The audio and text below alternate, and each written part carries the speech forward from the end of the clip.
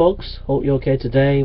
I met an atheist yesterday, and he said to me, you're narrow-minded and you don't want to study and find out the truth. I just want to say, we'll ask the question, will the real fundamentalists please stand up? Those who accuse the Christian fundamentalist of being narrow-minded and bigoted and not willing to study, actually, when people start pointing the finger, often it's pointing back at them. And I want to ask the question, will the real fundamentalists please stand up? There is a secular fundamentalism that is so narrow-minded and bigoted. We haven't seen such narrow-minded bigotness since for at least 1,000 years. These people are systematically destroying Western culture. They are systematically destroying our Western values, and Western society will collapse within the next few years because of these narrow-minded nutters at Capitol Hill and at Parliament, and who have taken control of our education system, both in the UK and America and the West. And basically, these narrow-minded secularists have no respect for history, no respect for Western history. Western history has principally been influenced by Christianity, so there is no respect for that history. There is no real intellectual inquiry and research into the Christian history in the West. So you look at the education syllabuses of America and the UK and other Western countries, and Christianity, the Christian theologians and philosophers, and the intellectual heritage of the West from a Christian perspective is not studied in depth and fairly at all, whether it be at the university level or at college or at school. So you're basically destroying Western culture because it doesn't know its own history. By taking away people's right to their history, you destroy their culture and you destroy their identity. These narrow-minded, bigoted, and I call them bigoted secularists, also in the political system, any philosopher or politician or intellectual who questions this narrow-minded secularism is almost given a witch hunt. They'll be witch hunted. They will be demonized, ostracized from the political, philosophical, scientific debate if they ever question these bigoted secularists. These bigoted secularists will not allow intelligent design or creation into the schools to be discussed, which is absolutely disgusting. Each person has a right to a choice and to make a decision based on the information that they're given. There should be, within schools and colleges and universities, an opportunity for students to debate intelligent design and creationism along with evolution. Resources by the lecturers and college lecturers and professors should be provided for those debates and discussions within class. How can people make a choice if they're not well informed? How can people know what is the correct view if you do not give them the incorrect view? It's no good saying believe in evolution because it's a fact and this is the fact, but never allow anybody to assess the opposing side. That's just brainwashing people. It's not educating people. And you have to change from your narrow-minded, anti-intellectualism, bigoted ways of doing things as secularists.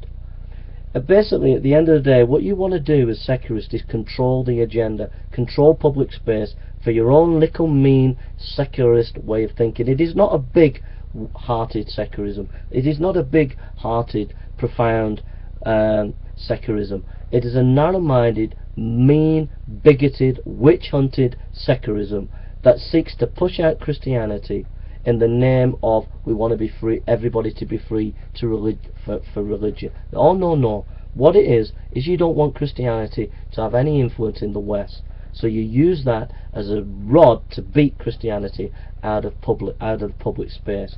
Then you fill in the gap with your narrow-minded, disgusting, bigoted ways of thinking that are anti-intellectual, that have no intellectual base, and nobody can actually challenge. An example is the gay rights movement. For example, gay marriage. That was imposed in America and in the UK without any debate, without anybody voting. It was imposed. There was no debate. There was no vote nationally in America or in the UK. It was pushed by narrow-minded, bigoted secularists who at the end of the day feel that Christianity has no place in Western culture, and who decided that they wanted to create a new morality not based on intellectual inquiry, not based on intellectual debate, not based on democratic vote, but based on purely dogmatism, where they said, this is the right way, this is the right thing to do, we will push it no matter what anybody else says. We're not giving you a right to vote, we're not giving you a right to debate. This is going to be imposed nationally within America and within UK. That's just one example of many examples of demonizing Christianity, pushing it out of the debate, pushing it out of our culture, and imposing something without anybody having a right to vote, without anybody having a right to discuss and debate. But we could go on many issues, scientific issues, ethic issues. Christianity is not even given a look in.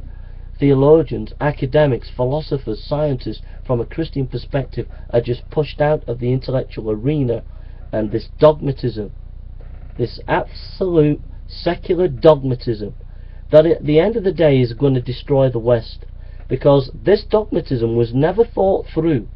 For example, this gay rights thing has not been thought through by the intellectual elites of the West and the politicians of the West. They have not thought it through.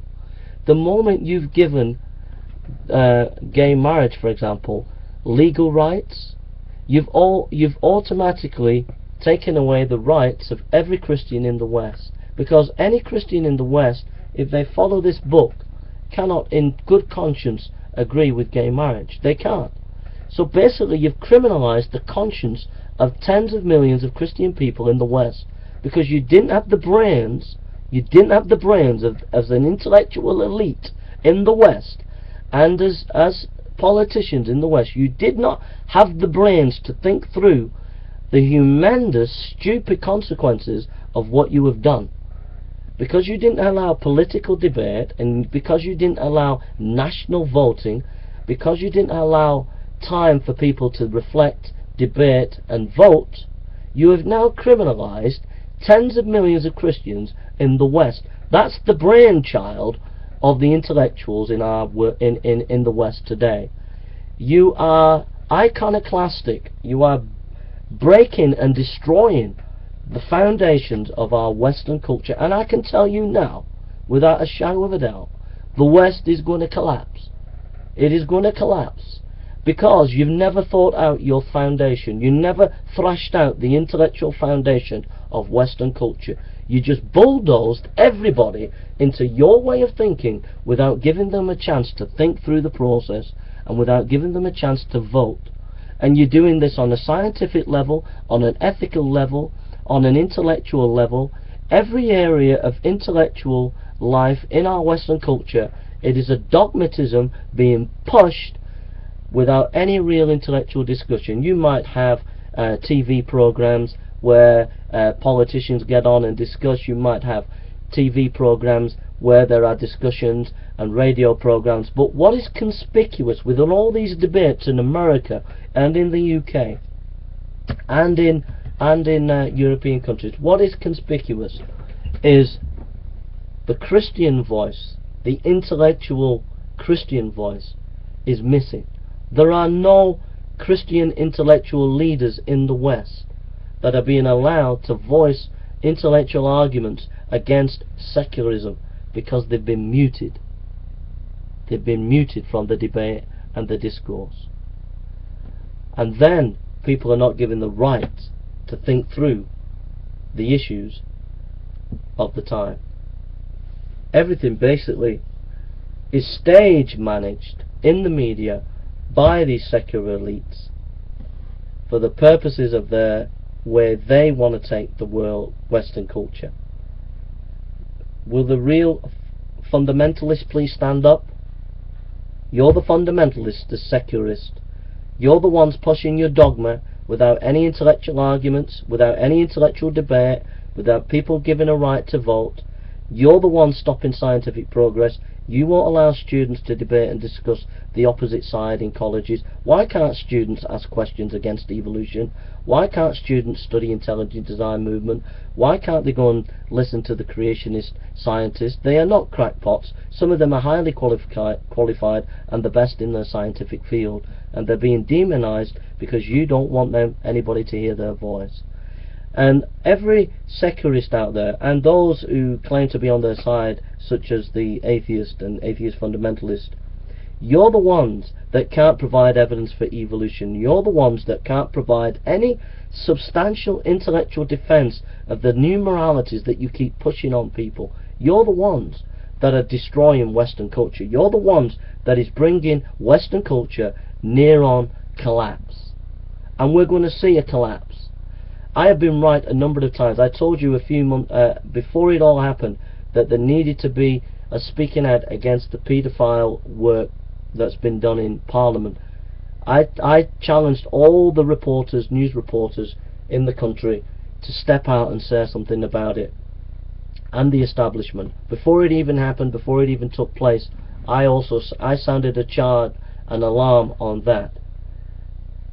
Before it even happened, I've predicted some of the major political events in our country before they've happened. I told you about the Muslim situation years ago. I said, if you don't do what I'm telling you to do, we're going to see blood on the streets. And what happened? We saw one of our soldiers killed on the streets. All because you didn't listen to what I was saying and telling you about democracy and Islam.